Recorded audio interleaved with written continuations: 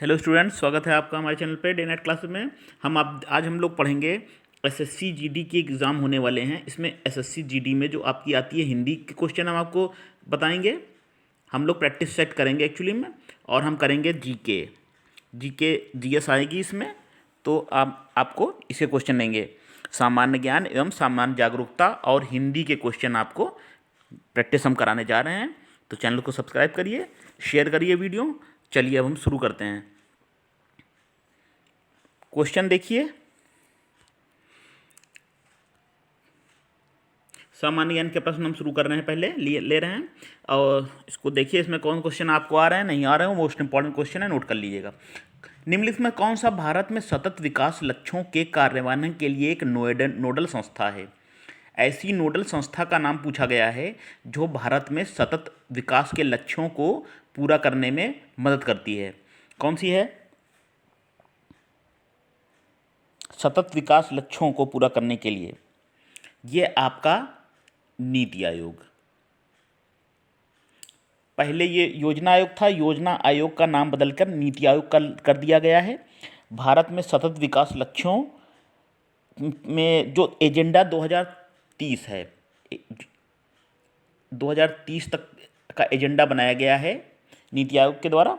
इसमें समन्वयन एवं कार्यान्वयन के लिए नीति आयोग नामक नोडल संस्था की स्थापना की गई है। ठीक है, तो सतत विकास के लिए कौन सी संस्था है भारत में नोडल संस्था? वो नीति आयोग है।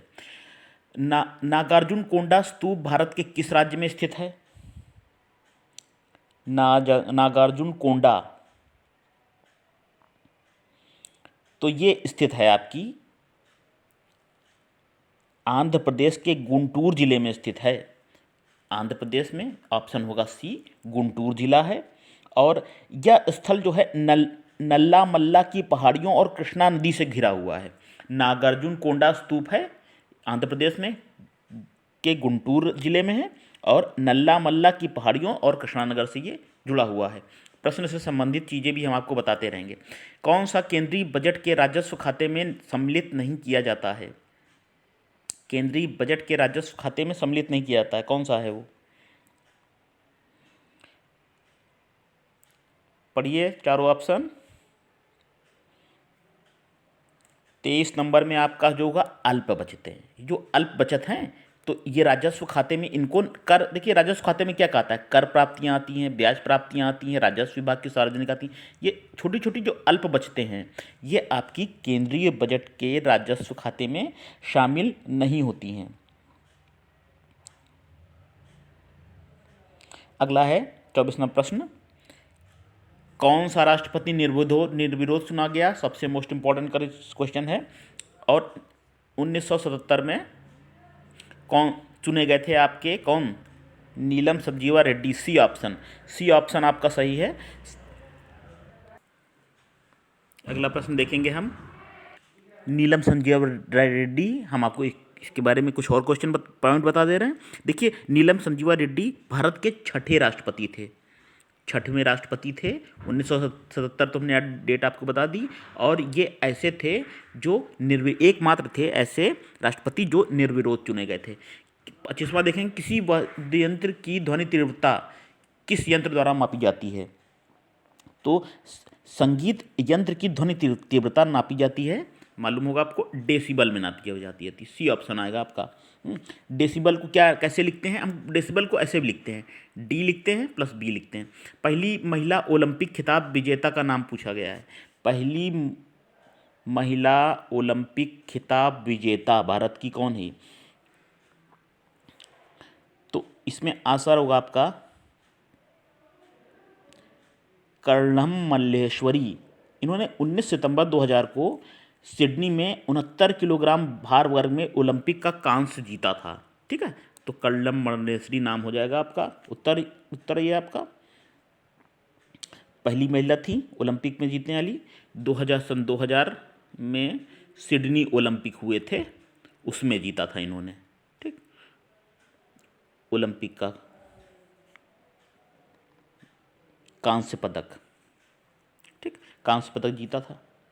अगला देखेंगे, शून्य अंश अक्षांश और शून्य अंश देशांतर अवस्थित है कहाँ है? ये आपका है अटलांटिक महासागर में। बी है 0 अंश अक्षांश और 0 अंश देशांतर।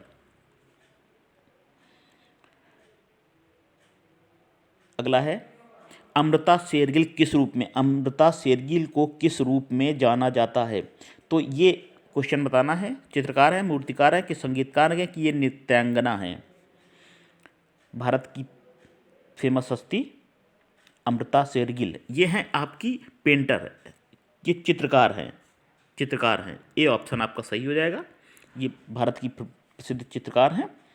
इन्हें भारतीय पुरातात्विक सर्वेक्षण ने वर्ष 1976 और 79 में 9 सर्वश्रेष्ठ कलाकारों में शामिल किया था। ठीक है इनको।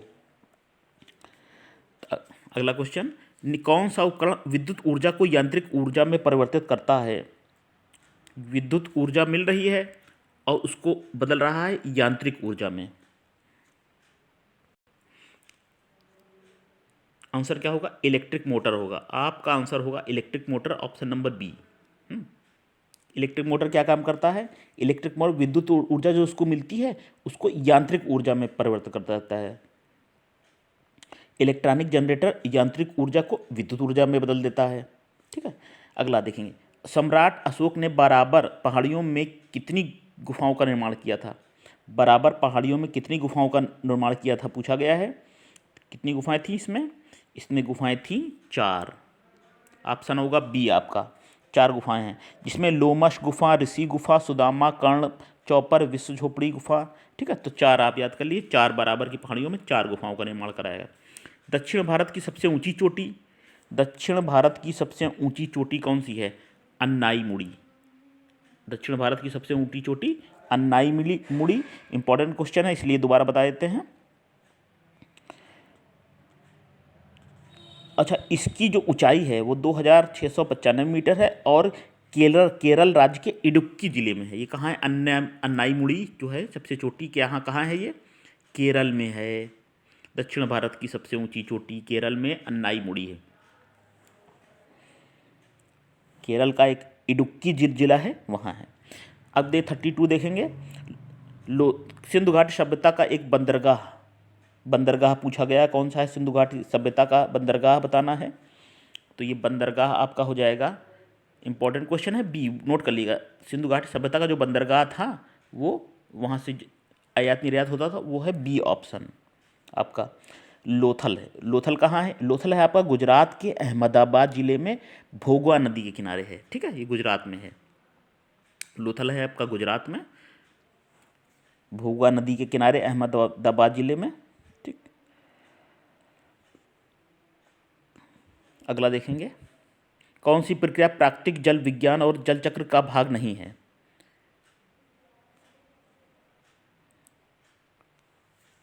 प्राकृतिक जल विज्ञान और जल क्रिया का भाग नहीं है, कौन सी। 33 नंबर में आपका ऑप्शन हो जाएगा सी, विसरण। विसरण इसका भाग नहीं है। देखिए, जल चक्र में पानी का भाप बनना एक क्रिया है, इसमें वाष्पीकरण होता है। ठीक, अब मालूम है आपको शब्द को, वर्षा कैसे होती है, पहले वाष्पीकरण होता है, वर्षण होता है, फिर वाष्पोत्सर्जन होता है, मतलब भाप बनने की प्रक्रिया शामिल होती है। इसमें विसरण से इसका कोई मतलब नहीं है, विसरण से इसका कोई मतलब नहीं है। वर्षण है, वाष्पीकरण है, वाष्पोत्सर्जन है। किसी राज्य के राज्यपाल की नियुक्ति किसके द्वारा की जाती है, प्रश्न पूछा है। अगर राज्यपाल में, भारत के राज्यों में राज्यपाल की नियुक्ति कौन करता है, ये है 34 नंबर। तो राज्यों के राज्यपाल की नियुक्ति, सही कह रहे हैं आप, भारत का राष्ट्रपति करता है, ए ऑप्शन होगा आपका सही। ठीक, तो राष्ट्रपति, देखिए इसका अनुच्छेद भी हो सकता है पूछ ले, तो 155 अनुच्छेद में इस चीज़ का वर्णन है कि भारत के राज्यों के राज्यपाल की नियुक्ति भारत के राष्ट्रपति द्वारा की जाएगी। ग्रह से क्वेश्चन है, एक सौर मंडल में क्षुद्र ग्रह एस्ट्रोराइड छोटे छोटे खगोलीय पिंड हैं जिन ग्रहों के मध्य पाए जाते हैं। एस्ट्रोराइड क्षुद्र ग्रह छोटे खगोलीय पिंड किन ग्रहों के में पाए जाते हैं, ये बताना है। एस्ट्रोराइड किन ग्रहों में पाए जाते हैं, 35 नंबर क्वेश्चन। आंसर होगा आपका मंगल और बृहस्पति। नोट कर लीजिए, क्षुद्र ग्रह जो एस्ट्रोराइड हैं मंगल में पाए जाते हैं और बृहस्पति में पाए जाते हैं। इन दोनों ग्रहों की कक्षाओं के बीच सूर्य के चारों ओर क्षुद्र ग्रह परिक्रामत हैं। ठीक, मत्तनचेरी पैलेस कहाँ स्थित है? मत्तनचेरी पैलेस बताना है कहाँ है। ये है आपका केरल में है, केरल से क्वेश्चन पूछा गया है, ठीक है। अन्नामलाई है वो जो बताया था हमने आपको, ये नोट कर लिया। मताईचेरी, मान लो स्थान पूछ लेते हैं, ये स्थान कहाँ है? मत्तनचेरी केरल में है। बेकिंग पाउडर में जब पानी मिलाया जाता है तो कौन सी गैस निकलती है? बेकिंग पाउडर में पानी मिलाने पर कौन सी गैस निकलती है? तो जो गैस निकलती है वो है आपकी, कौन सी है? कार्बन डाइऑक्साइड है। ए ऑप्शन होगा आपका, ठीक। तो बेकिंग पाउडर में जल मिलाने से कार्बन डाइऑक्साइड गैस निकलती है। बेकिंग पाउडर का उपयोग जो है विभिन्न प्रकार के खानों में, व्यंजनों में उपयोग होता है। हलवाई लोग प्रयोग करते हैं बेकिंग पाउडर, घरों में प्रयोग होता है भोजन में, ठीक, आटे में, पूड़ी में, हाँ, इस तरह से चीज़ों में उपयोग होता है। तो अगला क्वेश्चन देखेंगे। अगला है लोकसभा के सदस्यों का कार्यकाल कितने वर्ष का पूछा गया है। लोकसभा के सदस्यों का कार्यकाल पूछा गया है, तो ये आपका कितना होता है? 5 साल होता है। 5 साल होता है लोकसभा के सदस्यों का कार्यकाल। इसमें आपको हम बता दें एक और चीज़ कि संविधान के अनुच्छेद 83 के दूसरे भाग में इस चीज़ का वर्णन है कि लोकसभा के सदस्यों का कार्यकाल कितना होगा? 5 वर्ष का होगा, ठीक। और लोकसभा और राज्यसभा में उच्च सदन कौन है? देखिए, राज्यसभा उच्च सदन है और लोकसभा को कहते हैं हम निम्न सदन। अगला देखिए, एलोरा की गुफाएं कहाँ हैं? एलोरा की गुफाएं एक्चुअली में पूछा गया है कि किसके द्वारा बनाई गई थी। तो एलोरा की गुफाएं हैं, ये राष्ट्रकूट वंश, राष्ट्रकूट शासकों ने बनवाई थी आपकी एलोरा की गुफाएं। इंपॉर्टेंट क्वेश्चन है, नोट कर लीजिए। राष्ट्रकूट, एलोरा, राष्ट्रकूट ऐसे याद कर लीजिए। एलोरा रा पे ख़त्म है और रा से शुरू है, राष्ट्रकूट। तो एलोरा की गुफाएं राष्ट्रकूट शासकों ने बनवाई थी। तो इसमें कितनी गुफाएं हैं? अगर मान लीजिए क्वेश्चन आ जाए, 34 इसमें गुफाएं हैं, ठीक है। और इसमें हिंदू, बौद्ध और जैन गुफा मंदिर बने हैं। इसमें है किसके हैं? एलोरा की गुफाओं में हिंदू, बौद्ध और जैन गुफा मंदिर बने हुए हैं। सिंधु पर विजय प्राप्त करने वाले अरब सेना के सेनापति का नाम बताना है। तो इसमें मोहम्मद बिन कासिम ने 712 ईस्वी में भारत पर आक्रमण किया था। पहली बार आक्रमण करने वाले अरब मुस्लिम शासक का नाम क्या था? मोहम्मद बिन कासिम। सिंधु का पर विजय प्राप्त करने वाले शासक और अरब सेना के सेनापति का नाम बताना है। तो कहा था भारत पर पहली बार आक्रमण भी इन्होंने किया था, मोहम्मद बिन कासिम ने 712 ईस्वी में। चलिए, ये क्वेश्चन हमने आपको 20 क्वेश्चन बताए आपको जीके के, ठीक है। अच्छे क्वेश्चन हैं, नोट करिएगा, बार बार देखिएगा। अब हम हिंदी के क्वेश्चन देखेंगे। चलिए, हिंदी पढ़ेंगे अब हम लोग। एसएससी जीडी की हिंदी के क्वेश्चन हम लोग पढ़ेंगे। हिंदी में क्या है देखिए, 4 शब्द दिए गए हैं। एक की वर्तनी शुद्ध है, शुद्ध वर्तनी वाला शब्द बताना है। आपको बताना है कौन सा शब्द सही उच्चारण वाला और सही लिखित तरह से सही लिखा हुआ है। वर्तनी की दृष्टि से कौन सा सही लिखा जाएगा। तो आपका पहला एक 61 का हो जाएगा, आपका क्या हो जाएगा? चारों में हो जाएगा प्रतिवादी। तो डी ऑप्शन जो है आपका सही हो जाएगा। चलिए अगला देखेंगे हम। प्रतिवादी सही है आपका। 62 में बताइए कौन सा शब्द लिखा हुआ वर्तनी की दृष्टि से सही है। 62 का आपका हो जाएगा, द्वंद्व कैसे लिखेंगे? ये द्वंद्व आपका लिखा जाएगा सी ऑप्शन आपका सही है। 63 में देखिए, फिर वर्तनी वाला गुरु का बहुवचन बताना है। गुरु शब्द का बहुवचन बताइए। चलिए, ABCD कैसे, कौन सा सही तरीके से गुरु लिखेंगे जिसका बहुवचन हो। 63 का हो जाएगा गुरु का गुरुजन। गुरुओं नहीं होगा, डी नोट कर लीजिएगा। गुरु शब्द का बहुवचन जो है गुरुजन हो जाएगा। वीर का स्त्रीलिंग पूछा गया है, तो वीर का स्त्रीलिंग होगा, क्या होगा बताइए? वीर का स्त्रीलिंग आपका हो जाएगा वीरांगना। नोट कर लीजिएगा, जो चीज़ें कठिन हुआ करें, तो जो आपको नहीं आती हैं हम बता रहे हैं, उनको तुरंत डायरी बना के नोट करिए, नोट्स बनाइए। बेस्ट तरीका है नोट्स बनाइए। वीरांगना, वीर का क्या हो जाएगा? वीरांगना। चलिए अगला देखेंगे। कुछ दिए हुए हैं हमारे लोकोक्तियाँ। इनके अर्थ, काठ का उल्लू का अर्थ क्या होगा? काठ का उल्लू होना क्या हो जा 65 नंबर। काठ का उल्लू क्या होगा? लकड़ी का उल्लू, बहुत मूर्ख, बहुत बेचैन होना, हार मान लेना। नहीं, काठ का उल्लू का मतलब होता है बहुत ज़्यादा बेवकूफ़ होना, बहुत मूर्ख होना। हाँ? उल्लू माने वैसे ही बहुत बेवकूफ़ होता है, मूर्ख होता है। ठीक है, तो काठ का उल्लू बहुत ज़्यादा बेवकूफ़ होना। आसमान सिर पर उठा लेना, आसमान सिर पर उठा लेना का मतलब क्या है? गुस्सा ज़्यादा करना, बहुत शोर करना, दुष्टता करना, बोझ उठाना। नहीं, बोझ उठाना नहीं है, दुष्टता करना नहीं है, गुस्सा ज़्यादा करना भी नहीं है, बहुत शोर मचाना। बहुत ज़्यादा शोर मचाने का तुमने तो आसमान सर पे उठा रखा है, मतलब बहुत ज़्यादा शोर मचा रखा है। गुस्सा करना ऑप्शन नहीं है, आप कंफ्यूज हो सकते हैं। लेकिन आसमान सिर पर लाना, बहुत हल्ला एकदम से चिल्लाना। आए थे, अगला है, अच्छा है, आए थे हरि भजन को ओटन लगे कपास। इस लोकोक्ति का अर्थ बताना है। चारों ऑप्शन पढ़िए, क्या होगा? आए थे हरि भजन को ओटन लगे कपास। साधुओं की संगति छोड़ देना, नहीं। वांछित कार को छोड़कर अन्य कार में लग जाना, हाँ ये लग रहा है। और पढ़ लीजिए, चारों ऑप्शन आप चारों पढ़ेंगे। भक्ति को छोड़कर व्यापार करना, नहीं, भक्ति से मतलब नहीं। गृहस्थी के झंझट में फंस जाना, नहीं। ओवरऑल इसका अर्थ ये हो रहा है कि वांछित जो काम करने आए थे उसको छोड़कर किसी और काम में लग जाना। आए, तो इन ऑप्शन में भी आप कंफ्यूज मत होइए होगा। तो आप अगर ये सोचेंगे भक्ति को छोड़कर व्यापार करने लग जाना, तो हरि भजन से मतलब और इसमें भक्ति से मतलब नहीं है। ओवरऑल जो अर्थ आ रहा है वो है किसी और काम को करने आए थे, करने दूसरा लगे। चलिए अगला देखेंगे। अब है उप उपत्यका। उपत्यका का विलोम बताना है, ठीक है। ये नया शब्द आपके लिए होगा, उपत्यका। तो इसका क्या होगा? सी, आप ये नोट कर लीजिएगा। अधित्यक्या, उपत्यका, अधित्यक्या, ये नोट कर लीजिए, इसका विलोम है शब्द। कौन से निशीथ का पर्यायवाची नहीं है? निशीथ का पर्यायवाची कौन सा नहीं है पूछा गया है। तो निशीथ का मतलब होता है रात, रात्रि, रजनी, निशा। ये तीनों है रात के पर्यायवाची हैं। और तम नहीं है, तम माने अंधेरा होता है, रात नहीं होती, ठीक है। तो निशीथ माने रात्रि, रजनी और निशा। जिसके पास कुछ भी ना हो उसे क्या कहेंगे? जिसके पास कुछ भी ना हो उसको क्या कहेंगे? 72।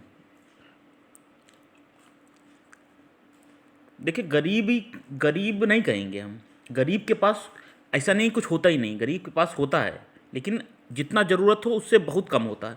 दरिद्र के पास भी होता है। देखिए, अकिंचन शब्द है, अकिंचन शब्द है हिंदी में। अकिंचन का मतलब है जिसके पास कुछ भी नहीं हो। दरिद्र और गरीब में कंफ्यूज मत होइएगा आप कि अकिंचन मतलब कुछ भी नहीं है जिसके पास। विनीत करेंगे, विनीत का मतलब नम्र होता है। तो क्या हो जाएगा? जिसके पास कुछ ना हो, अकिंचन। वागीश का संधि विच्छेद होगा। वागीश का संधि विच्छेद क्या होगा?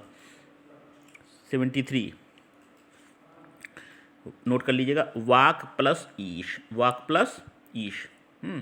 वागीश का होगा वाक प्लस ईश। ऑप्शन नंबर बी है, ठीक। नोट कर लीजिएगा, वाग नहीं होगा, वाक होगा। नोट कर लीजिए, वाक का है धन, ईश, वागीश होगा।